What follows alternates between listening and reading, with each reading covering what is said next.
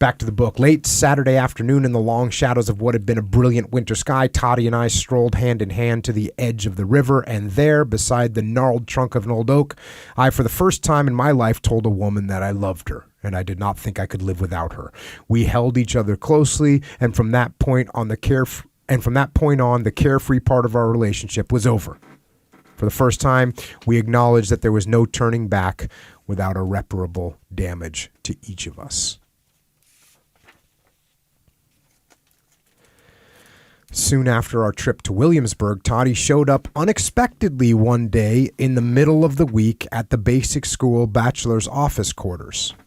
And although I was delighted to see her, her unannounced visit was completely out of character. I was summoned from my quarters and could tell immediately by her worried look as I met her in the lounge that something was wrong. She held my hands tightly and told me that she had just come from the doctor's office where she had tested positively for pregnancy. Our country outing on the shores had an unintended result. And although I was taken completely by surprise, the news did not upset me. I knew that I loved her and believed that she loved me. Her pregnancy simply meant that we would marry now rather than when and if I returned from Vietnam. After my initial shock, I asked her to marry me.